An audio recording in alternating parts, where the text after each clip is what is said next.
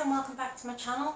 Today, as you can see from the title, we are doing the second in the series of the polycystic ovarian syndrome series. This one is about how it affects me and my life and the symptoms that I have experienced. If you're new here and you haven't seen this face, then please do consider subscribing and joining the Twisted family. Hit the notification bell so you do get a notification each time I upload. And with that being said, let's get into the video. So as I said, I have been diagnosed with PCOS. I have been diagnosed since I was 21. That, as it currently stands now, is a long time ago. I am fast approaching my 40s, which is terrifying. But also, as I've mentioned in a previous video, it was my life update video. I am currently trying to lose weight so that I can get medical help with the fertility issues that I have with my polycystic ovaries.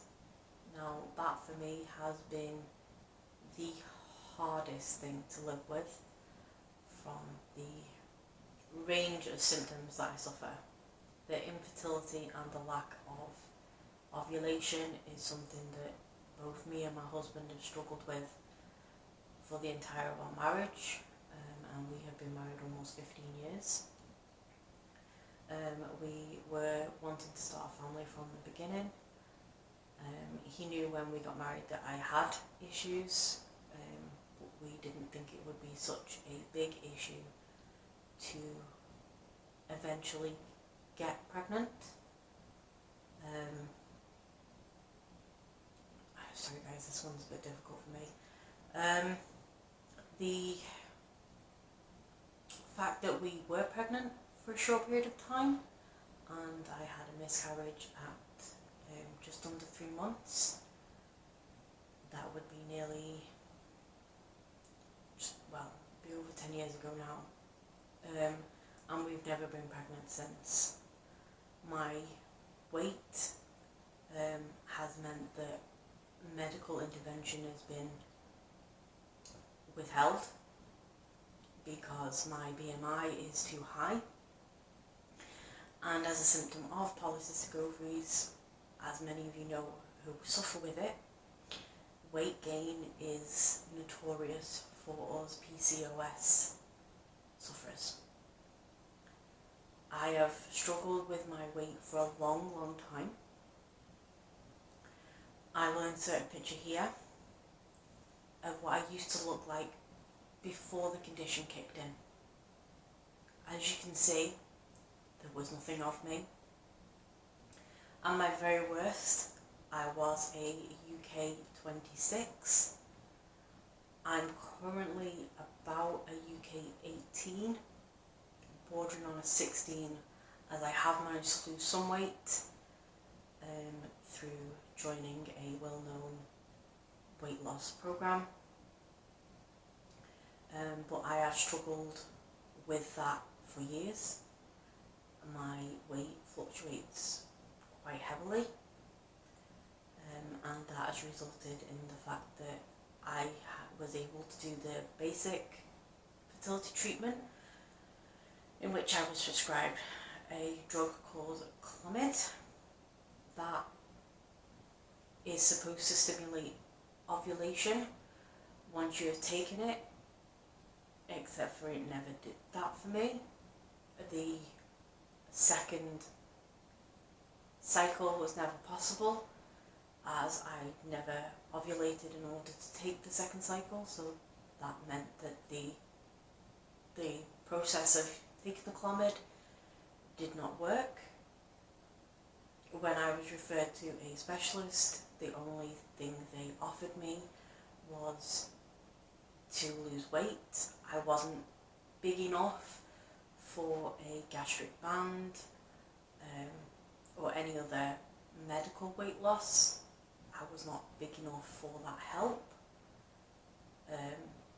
So it leaves you feeling like a failure. Like the one thing that as a woman you're put on the earth to do, I know this is cliche, but the one thing as a woman you're put on the earth to do is to have babies, and your body lets you down, and it's the one thing that you've wanted your entire life. It's hard to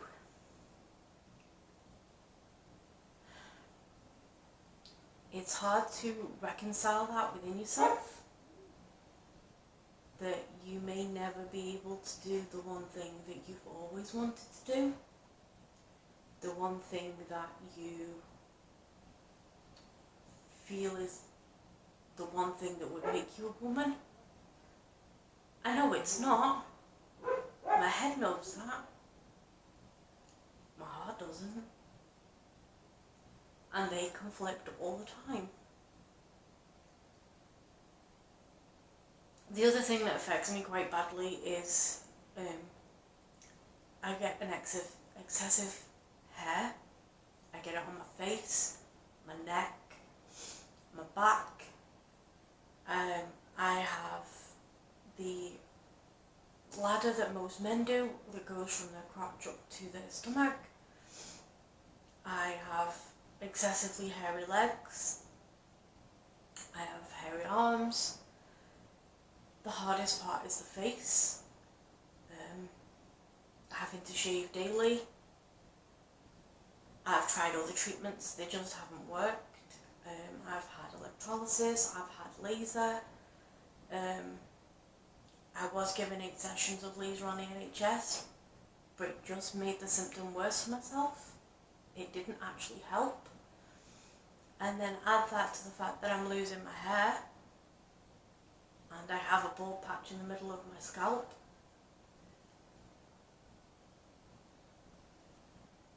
You're fat. Well, I say fat. If I can't tell myself I'm fat, then nobody else can, but I'm overweight. And it does make you question why you were put on this earth sometimes. I have suffered for years with depression. I have developed type 2 diabetes as a result of the insulin resistance of the polycystic ovaries. I have to inject myself, not with insulin, but with another form of medication to regulate my blood sugars.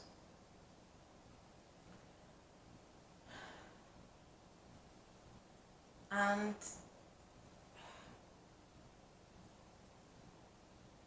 these are just the main things that I have struggled the hardest with. That's not to say that that's all the symptoms I've got, because it's not. I've got many, many more. But they're the hardest ones I've found to deal with. The hardest one, as I've said, is the fertility side of things. I found that incredibly difficult. I know people will tell me in the comments, and I fully expect it, that there is other ways of having a family. And we've explored them. But both myself and my husband have had medical issues. My husband is type 1 diabetic, and he suffers from chronic pain and fibromyalgia. I am type 2 diabetic, and our income isn't exactly high. We do have an income, it's enough to get by on, but it's not high. So as far as adoption agencies are concerned, we're not viable candidates, because we don't have enough, as they say, disposable income in which to fund having a child. But anybody out there that knows what it's like to raise a child knows that a parent will find a way. No matter what, they will find a way to make sure that their child is happy, healthy, fed and clothed. And that would be no different for us. So them doors are closed. The only option I have left is to struggle with my weight and try and get down to a healthy BMI Did the doctor say is a viable one in order for me to have IVF? I have less than 2 years left before the cut-off deadline.